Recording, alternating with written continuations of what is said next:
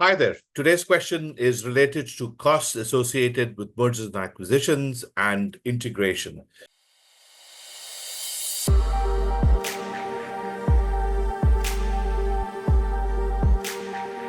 So first, let's look at the costs associated with typically what we call mergers and acquisitions. And this is essentially the period before the deal is closed, the period before the change of ownership takes place and integration kicks in, right? So typically we look at the first section is going to be the first category is legal fees, and this could be between 1 to 3% of the deal value.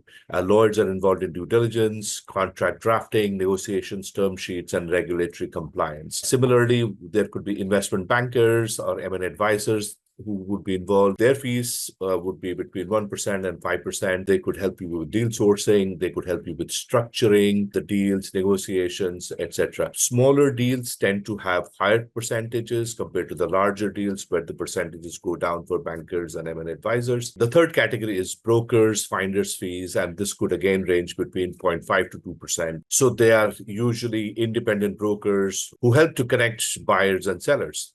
The fourth one is financing cost, and this could be debt financing, equity financing, and typically they could again be between 1% to 4% of the value of the transaction. These could include interest rates, arrangement fees, advisory fees, etc. The fifth one is due diligence, and depending on the size of the deal, depending on the kind of due diligence, this fees could again range between 0.5% to 2%. This could be external accountants, auditors, consultants. Again, keep in mind, we talk about the finance due diligence, the legal due diligence, the tax due diligence.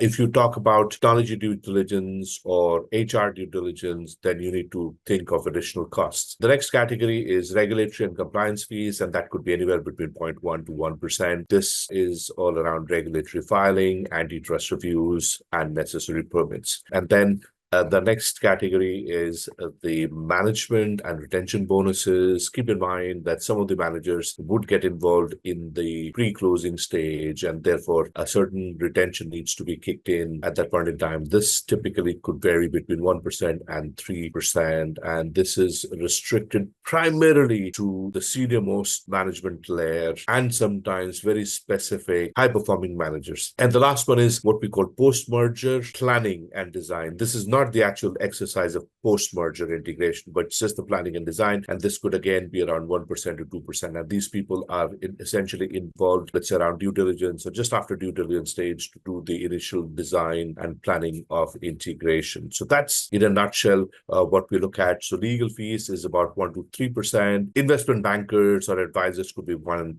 to 5%.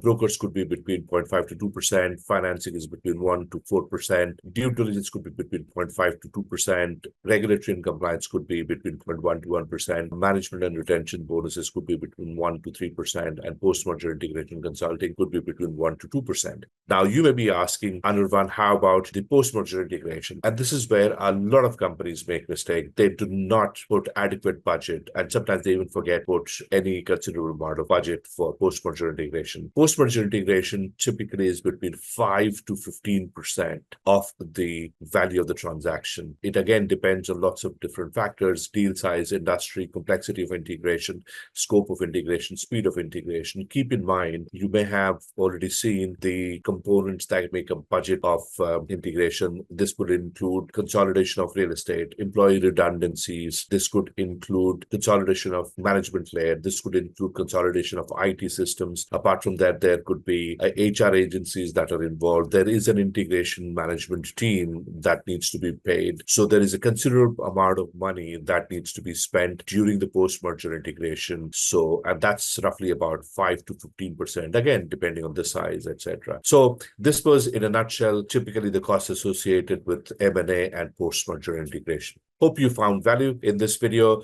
Please share it with your friends and colleagues. Don't forget to subscribe to our channel on YouTube, on LinkedIn, as well as visit our website. We also have obviously different training courses. Come and visit our website to get to know more details. This is Anirvan Sen signing off. Till next time, take care and see you then.